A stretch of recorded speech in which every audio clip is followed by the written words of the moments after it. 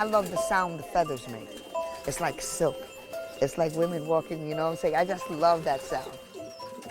In the city, I actually had followings because we had all those outdoor restaurants. There would be people that would get off of work. They would know that I let my birds out in the afternoon.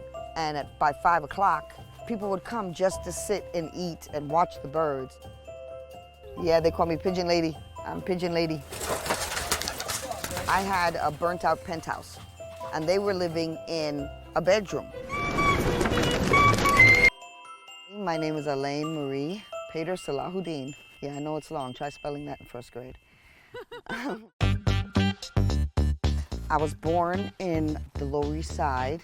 My grandfather was Russian. My mother was Jewish. My father was Black American Indian and converted Muslim. He had a jazz club on the first floor of our building.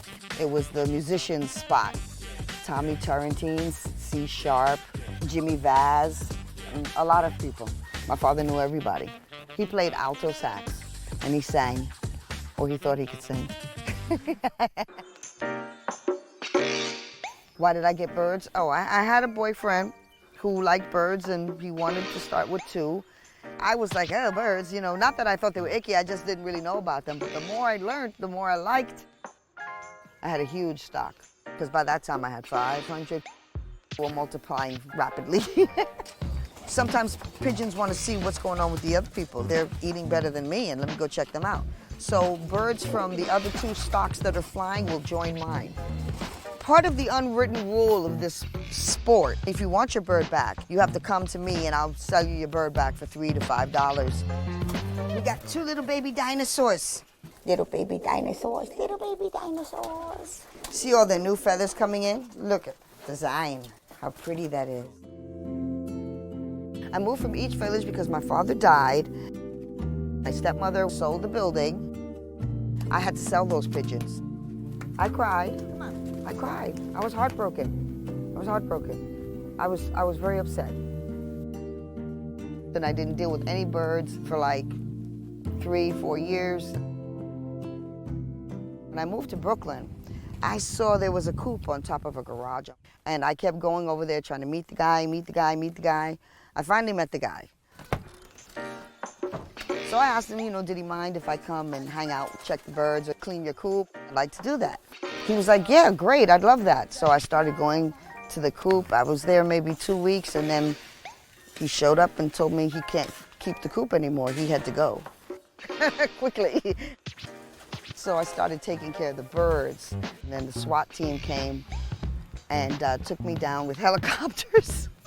Helicopters and a whole bunch of police because they were looking for him. Apparently he had done something bad. He was on the run. They thought that I knew him or whatever, and I had to explain to the police that the pigeon world, I don't know him at all. I don't know anything about him. I just know that his birds. I couldn't just leave the birds to starve. I had to start sneaking over to feed the birds, and finally I found this property. I bought the property, I loaded up the birds, and I'm here now. Welcome to my humble abode. I'm Pigeon Lady, and that's my coop. Come on. Right now it looks like I got about 30-something, 40. These birds, because I'm out here in the country, they like to drop to the ground and go through the grass, and because it's clean, you know, I let them. Some people don't like when their birds do that, but these are not racing birds, so I can let them do that. Pigeon racing, big money game. You have to have a lot of money just to enter the competition, and those birds, you know, you can pay $5,000 a bird for one of those birds or more. The smallest cup would now starts at, you know, between $5,000 $15,000. Come on. There's all different types of pigeon racing. It's not just North American pigeon racing where whoever covers the farthest amount of distance, the fastest, is the winner. Then they have Middle Eastern pigeon racing, which is very different. They have what they call high flyers. They stay in the air for 22 hours. Their race is not about flying a distance, it's which bird comes down the last. That's the winner. These birds enjoy this. This is what they do. They're bred to do this, and it's absolutely beautiful to see. And it's like a 2-day party. they have barbecues and, you know, they have huge roasting going on because it's a party, because nobody can go to sleep because somebody has to see when the last bird comes down. And this is big money. We're talking oil well money. So they like to bet cars and exotic animals with each other over these birds. I don't have the money to go into that, you know what I'm saying? If I win lotto, maybe. Francis of Assisi, he's the saint for animals. I didn't know why I was so gravitated to animals for so long. And then I found out that I was born on his birthday. Yes, I know that I'm Jewish and Muslim, but I have a saint. I'm spiritual, I'm everything. That's what pigeons do, yes. It's called smacking. And they can beat up a chicken or anything else that bothers with their eggs. I like watching everything they do. I love bath time. I like to see them fly, but to watch them bathe, dry off, and preen and shine, I just love that. I love when they do their whole show off. I need to dry off, and sometimes I let them out. You see, they go up to the roof. I think they died because the bird is laying with his head like this and his wings like this, but it's because he's asleep and he's enjoying the sun and the heat and the breeze going through, and then he'll wake up and say, oh. I'm like, oh.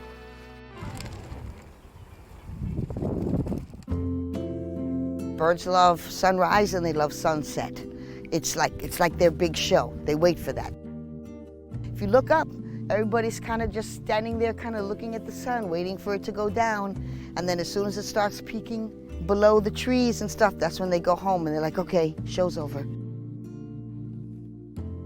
So this is my special treasure.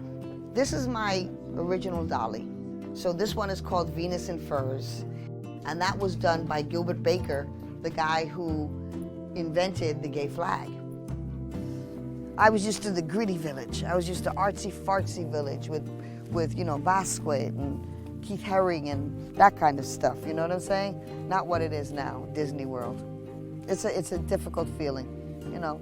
I miss the hustle bustle, I miss the grit, but it's not there anymore. This is my lady, and I found her through Little Italy, and she was in the garbage. And I thought she was beautiful, and I couldn't see why somebody would put it in the garbage. I miss the old city. I don't miss what it is now, which is hard. You ever miss home that doesn't exist anymore, so you can't even go back? You know, you can't get rid of that homesick feeling because home just doesn't exist anymore?